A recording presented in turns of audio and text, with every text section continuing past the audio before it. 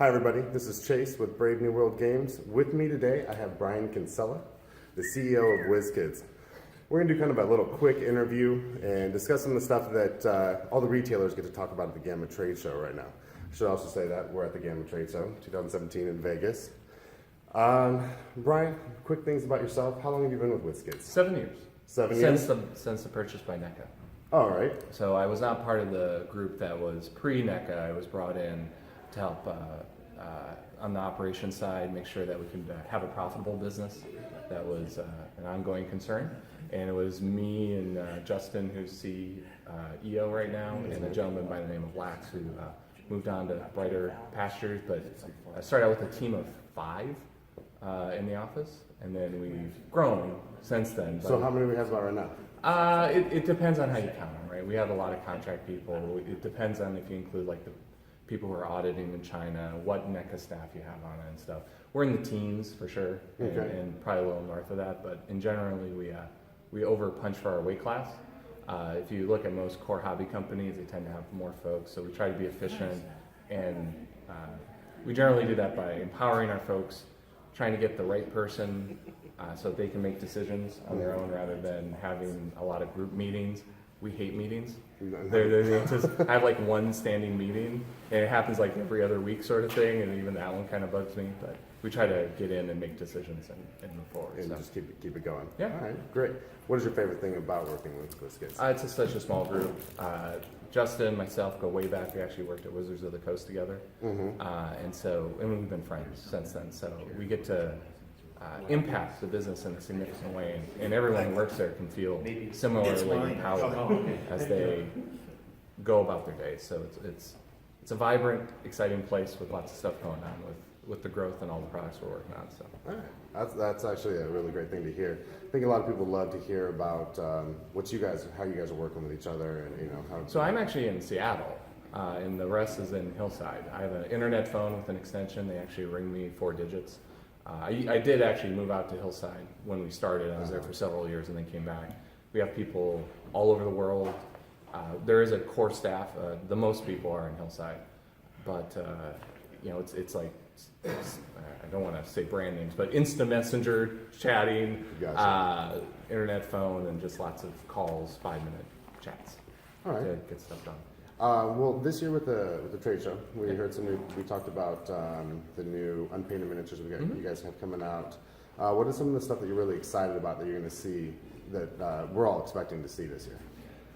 Oh, there's so much. So unpainted miniatures, D&D, painted RPG figures, which have been doing really well and building a lot. HeroClix continues to grow. Rules, which we might want to talk about later for HeroClix. Dice Masters, foam figures, board games. Zev from Z-Man Games is on board, and we're actually sitting in the room where we're going to have that in 10 minutes and talk about dozens of board games that he's working on.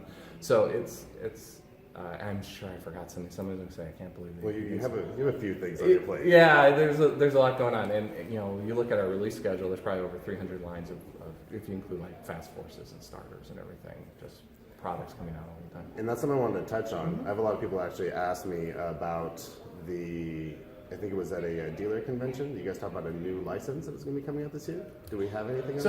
Were you at dinner?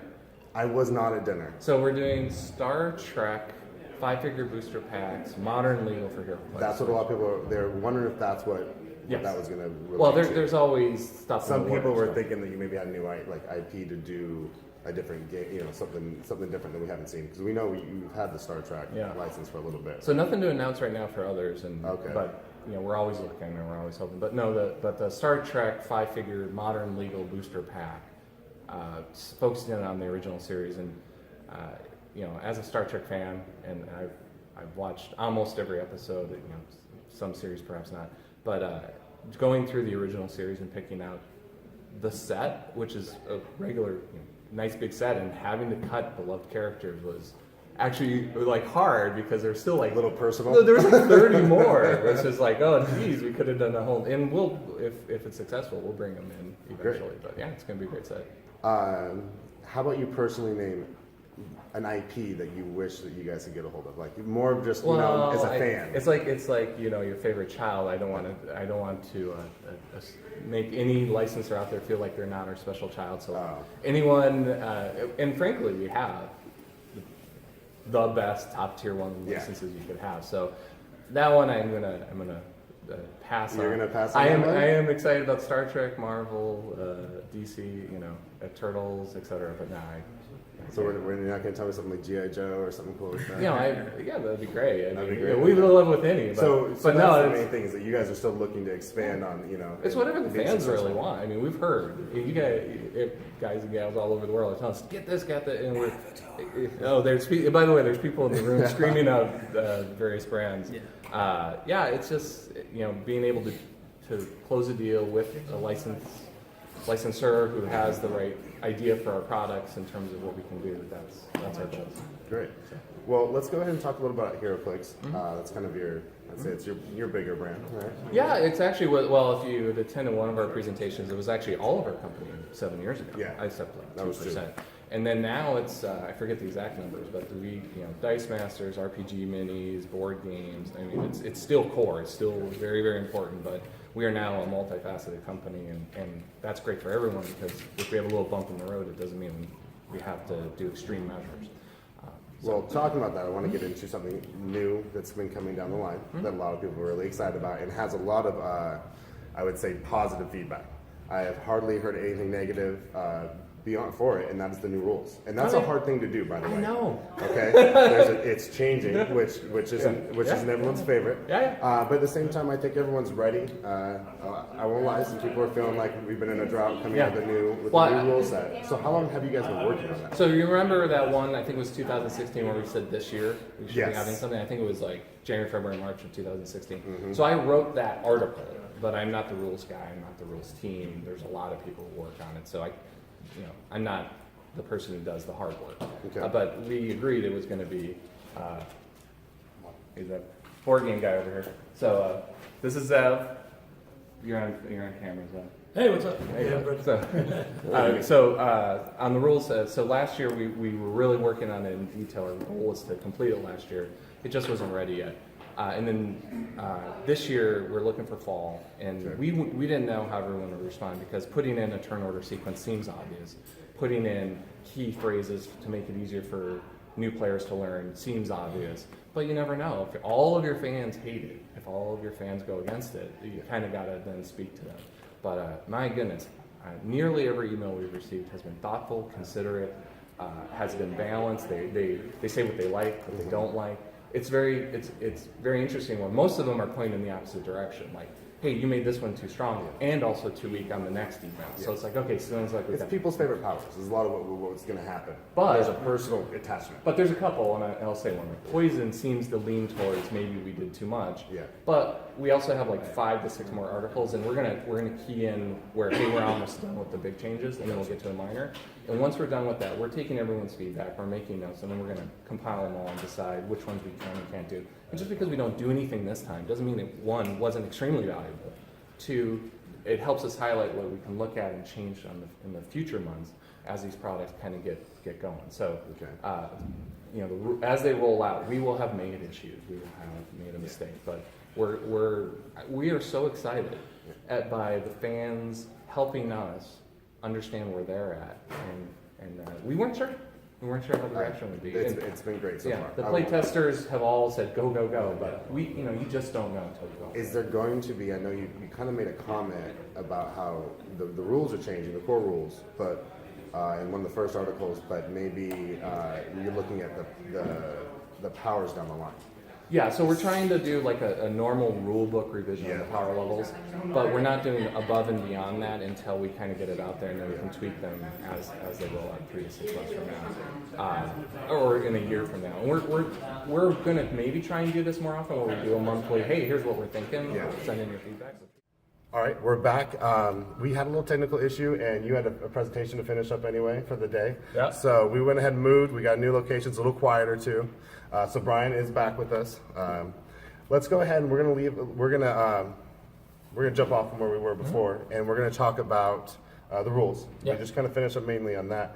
But what is a rule that you're most excited about, like a new rule change? So I'm not a designer of the Okay. game. I get to interact with it and review the articles before they go up and add a few points on them. But there's a team behind it all that's worked really hard on it. But I got to tell you, picking up an object and throwing it and bashing people and flinging stuff around the map, that just screams fun to me. I think it's going to open up a lot of play styles and just bring superheroes to the table in a bigger way. It's just going to Okay. be bashing and throwing, and it's just going to be great. Yeah, the new rule changes for Super Strength has been a big Knock- fan. knockback. The knockback added to it just in general has been great. Which is optional. That seems to be been confused. That, Oh, really? Yeah, we read, like, some people wrote in going, hey, you should make this optional. It already was, in case there's some confusion. And that's one of those things where you got to read twice, because when I first read it, I did say the same thing. I said, "Oh no, I'm gonna charge in. I'm gonna knock back this character." And then they're all the way over there. So I thought that it's got to let's hear you can or you may. Yeah. So I went back and Yeah. that was there. Yeah. So we talked about that. Now, one of the big things that a lot of people are talking about, another thing that you guys have recently posted on the HeroClix.com on the press, is that you're working to fix the collation issue that happened On Deadpool. on Deadpool and the X-Force. So In general, we have figured out what happened. We can't believe it happened, but we'll make sure that on future product it will be extremely unlikely to ever happen again. We are incentivized to make sure that doesn't. It didn't affect everyone. Matter of fact, we think the majority, much of the product was actually as expected and as it should have been. So it made it a little tricky actually to figure it out. And so there were certainly stores affected and players affected. Okay. But for the players, we hope to see them at Gen Con and Origins, and if there's a big turnout, we're going to set up kind of some sort of trade system where either bring people together, or we'll interface as well with people and go, hey, what are you looking to do? And if there's a lot of people interested in that, and it's Deadpool only, then we'll carry that out to other cities. We have some pre-planned. If 2 people show up, great, we'll service those people, but then we might not roll it out bigger. But we have plans to scale it if there's need for it. For them retailers who might have especially unsealed product in their hands, we're going to work with our distributor, and they have the skeleton of a plan. They're going to reach out. We think we can get people satisfied. It certainly isn't great in that they've had this product that maybe they can't move, but we're going to try and get it so that they're in a good spot. Great. I can personally say that for our store, I think we ordered about 10 Deadpool and cases, and we had no issues. So Yeah, that and was great. and luckily that is again it's hard to know Yeah. reconstructing, and you hear definitely the ones that aren't, but from our audits and our sampling of the remaining product and our not my visits but other people's visits to the factory, and where it seems like it was localized, but it was concentrated localized, right? Like literally, Yeah. it went out all at the same time and perhaps in similar regions and whatnot. So that And you did say that there's new kind of checks and balances Yeah, coming in, definitely. so that's great. they're already implemented, but there's Right. product that is, we're going to audit it when it comes in a significant way, which it should be as good as it was before. Perfect. And we'll make sure of that doubly so. So, and then the new process should be even better. Not that it was bad. Yeah. It was actually met our standards, but it if anything, should only improve the possibility Perfect. of what people want. Well, I know Brian's got to get going I in do. a second. So the last thing I want to ask you, is there anything you want to add to everyone that's going to be watching? So thank you guys and gals and everyone out there for the feedback that we've gotten. We really do appreciate the thoughtful, many comments.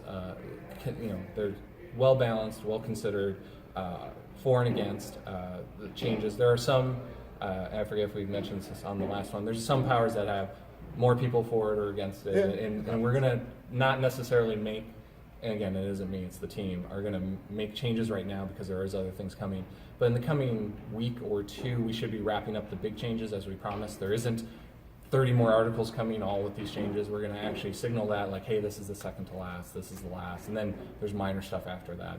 Again, some people might think that's major, but we've correlated well with, we think this is what people are going to care about, and they have. We want to thank everyone for their patience. Should have come out last year.